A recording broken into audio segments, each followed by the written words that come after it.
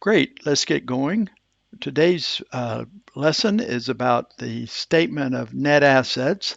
And no, I haven't made a mistake showing you the statement of financial position. That is our starting point. This little bit at the beginning is to remind us what net assets are. Uh, we start off by looking at our assets, and we have 31 million in assets. And those 31 million assets are a hodgepodge of all kinds of things. We have very liquid things like cash and somewhat liquid things like investments and receivables.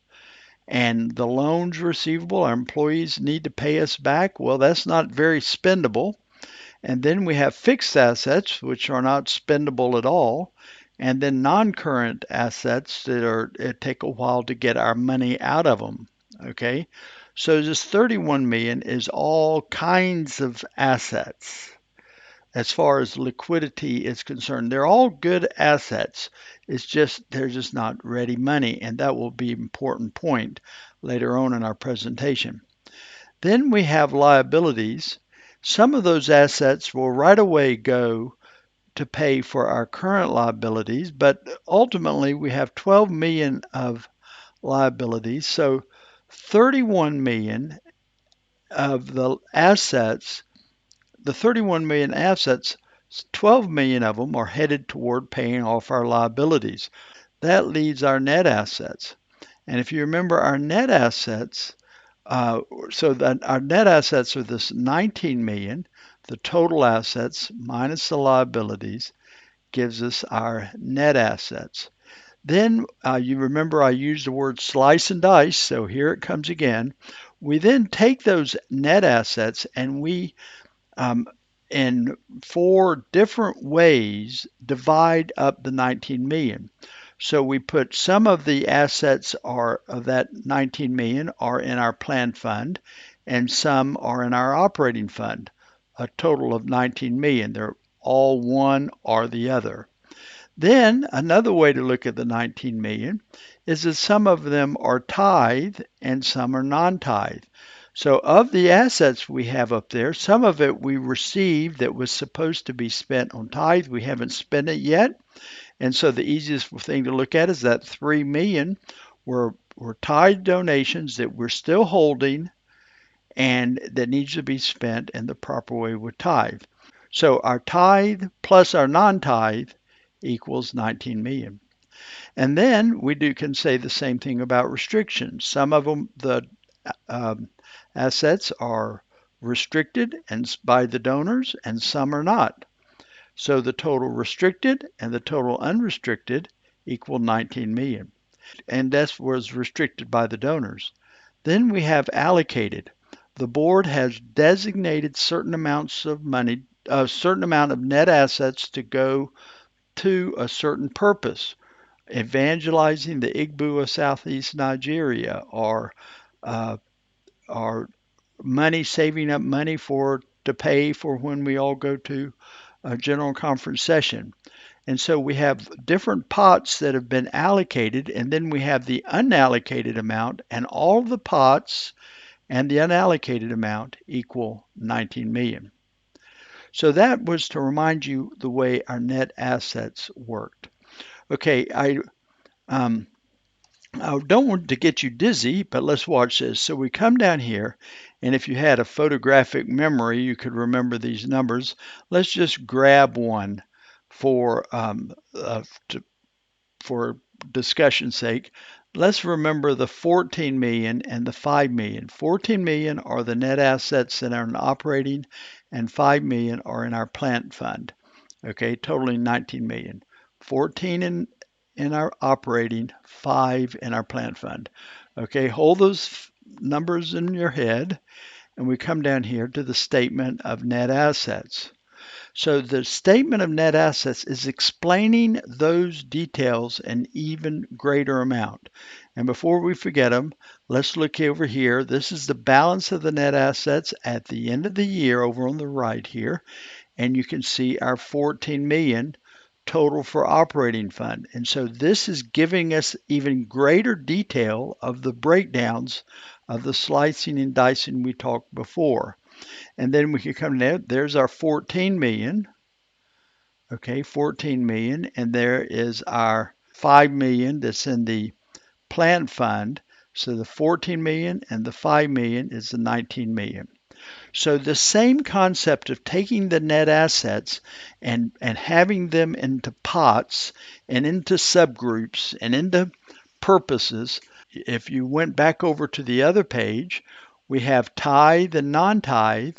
These numbers, you can take my word for it, correspond to numbers back on the net asset portion of the balance sheet. And then you can see over here, remember me telling you some were tithe and some were non-tithe? Okay, here you can see our allocateds are broken down by tithe and non-tithe. The next time you get a set of financial statements, compare the numbers from this combined statement of net assets back to the net asset section of the statement of financial position. This are the balances at the end of last year. If you wanted to go back, you could go back to the statement of financial position and you would see these numbers in the far right column. Okay, these numbers would be in the far right column, which were last year's numbers, and this is this year's numbers. And basically, what we have is in each of these areas, in each of these pots, think of each of these as a different container of net assets. Every one of these numbers, every row, is a different container of net assets, and each container made income, spent expenses, had transfers, and came up with the ending net assets. So this operating fund, these numbers here, match the numbers over on the statement of activity. Okay? These numbers are all traceable back and forth, back and forth. You can trace these numbers to the this beginning balance and ending balance are traceable to the statement of financial position, and these revenue, income, and expense and transfers are traceable to the statement of activity. And so this pulls together the other two statements that we have already looked at, but it now pulls it together, accounting for things according to the pot of net assets that they belong to. Okay, so just to really emphasize this, at the beginning of the year, we had a pot load of unspent tithe money, and the only restriction on that was the only burden on that is that it needed to be spent on tithe purposes. Then we brought in income tithe. We spent tithe, and you can see in this case, we spent more this year than we brought in. Okay. And so we've used up a little bit of that pot we started the year with. Okay. So we began the year with this. We brought in the income. We spent the expenses. And here we're transferring the 200, okay, to tithe related purposes. Okay. And we could go down here and find the 200 is coming out of unallocated tithe and is being allocated to tithe purposes, tithe allowable purposes. And so that leaves us a pot of tithe at the end of the year at 3,041,556.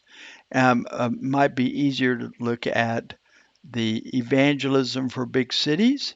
Okay, we had a pot purposed to evangelize big cities, had the pot of 772. We brought in income of 9,260, not very much, but we spent 105,000. Okay, and so we're spending down exactly what that pot was for, is to be spent on evangelism. It's not for to sit in the bank. And then we also transferred in of the 200,000, we put in 5,000 more for evangelism to big cities, leaving us at the end of the year in the pot of 682,155. Now, so the first place to look for money, if you are a church leader and you're scouring around looking for resources, is on this page right here.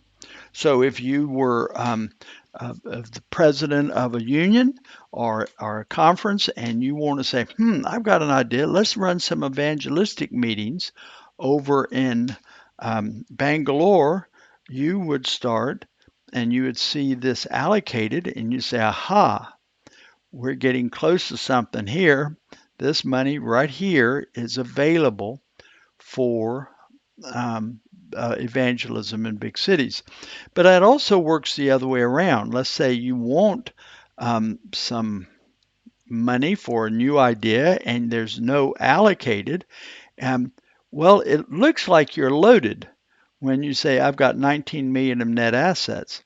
But I can tell you, of the 19 million in net assets, 3 million is tied up in plant, property, and equipment, and you can't spend that. I mean, you could, but it's sort of hard.